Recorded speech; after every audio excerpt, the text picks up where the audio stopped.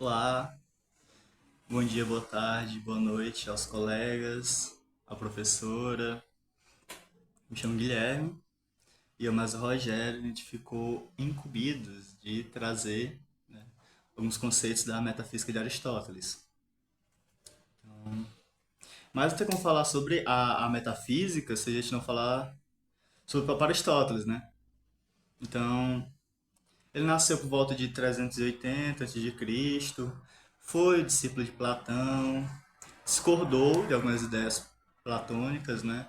Então, mas mesmo assim ele esperava suceder na academia de Platão, seu sucessor da academia de Platão. Ele esperava ter essa função, né? Porém, após a morte, né, de Aristóteles não, perdão, de Platão, que acaba herdando a academia é o sobrinho de Platão. Então, isso acaba sendo, junto com a discordância, né, que Aristóteles já tinha de Platão, isso acaba sendo uma gota d'água, ele acaba rompendo com a academia, né? Anos depois, ele fundou o Liceu, e lá que ele começa a desenvolver suas próprias ideias e fundar sua teoria, né? Hum, Aristóteles ele discorda principalmente sobre a duplicidade do mundo, né? O dualismo de Platão. Platão ele divide o mundo, né? Ele duplica o mundo, né? Falando que existe uma realidade sensível e uma inteligível.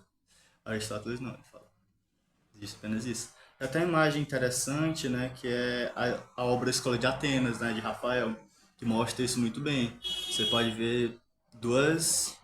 Você pode ver eles no centro, né? Platão e Aristóteles. Platão apontando para o céu, onde ele acredita simbolicamente. Não que ele acredite, né? Mas simbolicamente, onde ficaria o inteligível, as ideias, o não palpável.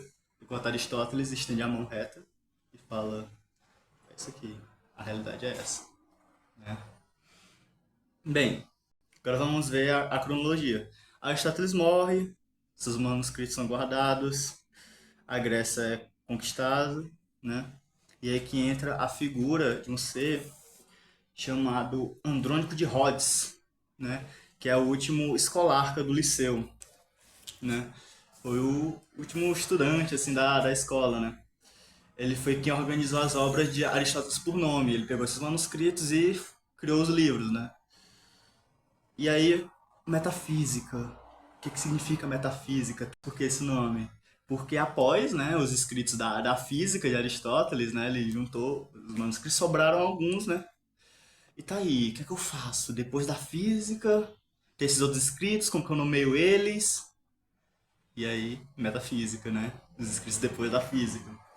Posteriormente, né, os metafísicos, eles vão ressignificar esse nome e vão, sei lá, criar os estudos para além do sensível, vai ter essa ressignificação, né? Além do plano físico, sensível e tal. Essa ressignificação acontece anos depois. A origem do nome é mera casualidade, né? Outro fato interessante sobre Aristóteles é que ele foi um grande sintetizador do conhecimento da época, né? Ele que resumiu vários conceitos de outros autores. Então, mas quando tu pega para ler o livro O Alfa Maior, que é o livro que abre a metafísica, você pode ver que Aristóteles está muito preocupado com a existência de um método, né? Ele divide o conhecimento entre o conhecimento dos universais e o conhecimento dos particulares. Ele chega a enfatizar que quem tem o conhecimento dos particulares, o conhecimento da experiência, ele geralmente vai ter mais resultados do que quem tem o conhecimento dos universais.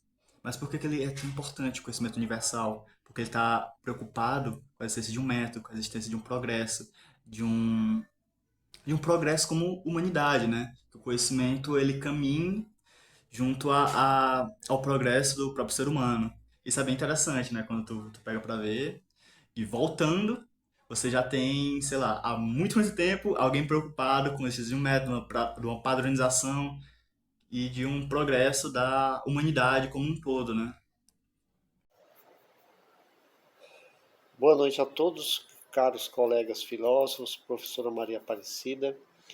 Hoje a gente vai tratar brevemente a metafísica de Aristóteles. Iremos abordar quatro aspectos rapidamente, que são o ser enquanto ser, as causas primeiras, a substância e o Deus de Aristóteles, claro, não é? E o que vem a ser o ser enquanto ser? Justamente as coisas que existem enquanto existem e no mundo, no, no âmbito do sensível, ok? E aí Aristóteles levanta um problema que em Parmênides teria ficado sem solução, que é justamente o problema do movimento, da mudança do estado das coisas. Né? E, diferentemente de Platão, seu mestre, Aristóteles argumentava que pode dizer as coisas de muitos modos, pode dizer os seres de muitos modos. Né? Os seres no plano do sensível e sua mudança física seriam explicados, né? As mudanças seriam explicadas através dos conceitos de potência e ato. E o que vem a ser potência e ato? Potência nada mais é do que a capacidade de vir a ser, e ato, a própria capacidade de ser. Muito bem, dito isto, em Platão as coisas sensíveis mudam porque são imperfeitas. Elas são imperfeitas e só permanecem sendo a mesma coisa, mesmo mudando de aparência, porque a sua essência estaria na ideia perfeita. Não é? Todos nós lembramos do idealismo platônico, que ele divide o mundo em dois: mundo sensível e mundo inteligível. E, portanto, os seres eles permanecem a mesma coisa, mas a sua essência estaria ligada a essa ideia perfeita. E, nesse caso, Aristóteles apelou, ao contrário de Platão, ele apelou, portanto, para o sensível no sentido de explicar o movimento que afeta as coisas.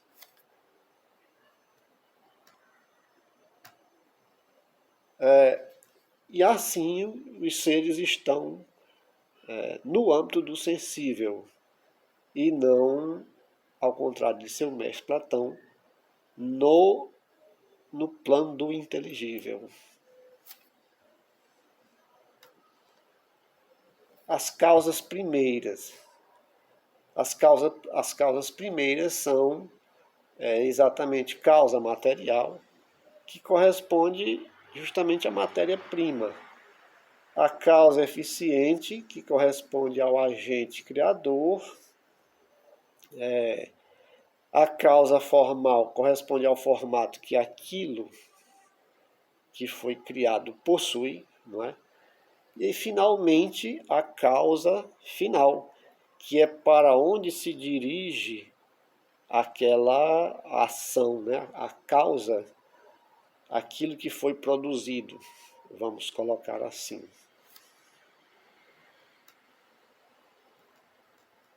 E aí, Aristóteles também nos fala do conceito de substância. E o que vem a ser substância? Substância nada mais é o que existe de mais básico na realidade. Não é? É o que existe de mais basilar na realidade. E, portanto, se a gente vai falar de substância, vai falar de realidade, o ponto de partida aqui é justamente que os seres estão no mundo sensível. E por fim, a noção de Deus em Aristóteles, né? Essa que se apresenta na figura do primeiro motor. Então, que seria suprassensível, né? Por que seria suprassensível? A gente pega a noção de que, sei lá, tempo é igual a movimento. Pronto. A gente pega, o tempo tem um início, né? Existe um antes do tempo, sei lá, ele tem um fim também. Ah, sei lá, o depois do tempo. Existe algo depois do tempo? Antes e depois são noções temporais, né? Então a gente pode dizer que não existe um antes e não um depois. Então a gente pode dizer que é eterno, né? O tempo ele sempre existiu. Do mesmo modo, movimento. Para Aristóteles, tempo é igual a movimento. Então, sei lá, a primeira causa, né? O primeiro motor seria eterno, né? Nesse sentido, a causa primeira também não pode ser móvel, sobre pena de regresso ao infinito, né? Então, a gente sabe que um movimento causa o outro. A gente pode, sei lá, pegar a noção de Deus. Se Deus criou o mundo, quem criou Deus? E quem criou o Criador de Deus? Quem criou o Criador do Criador de Deus? Entende o problema? Então, o primeiro motor ele tem que ser estático justamente por isso. Porque ele vai causar o movimento, mas ele não vai estar suscetível ao próprio efeito da causa, né? Então ele vai causar o movimento, mas ele mesmo não se move, porque se ele se movesse, algo tinha que mover ele antes. Então ele só causa o movimento. Então, desse modo, a causa, ela não pode ser potência, né? E ela precisa, desse modo, se efetivar no mundo, né? Então, desse modo, a noção de Deus, de primeira causa, primeiro motor para Aristóteles, seria eterno, né? Seria imóvel e seria ato puro, né? Seria a consequência, a junção dessas três causas, né?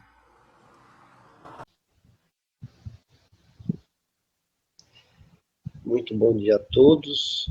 Ontem à noite eu trabalhava a metafísica de Aristóteles e eu já tinha composto um poema que basicamente tratava essas características da metafísica de Aristóteles. Então, o poema tem como título Substância. Se tenho alma, não sei. Sei que a alma do Logos habita em mim. A matéria em mim é substância. Sinto o mundo como se a alma tivesse. Cada momento que vivo é como se a alma me visitasse. Meu corpo vive uma ânsia, e de tanto viver e me estranhar, vivo como se a alma tivesse. Sou passagem do ser em ato para o ser em potência. No mundo de opostos sou, vivo os lances inéditos da vida, e cada momento é como se houvesse um ser povoado de essência. Então, acredito que com essa composição, talvez eu tenha abarcado as características, algumas características da metafísica de Aristóteles. Muito obrigado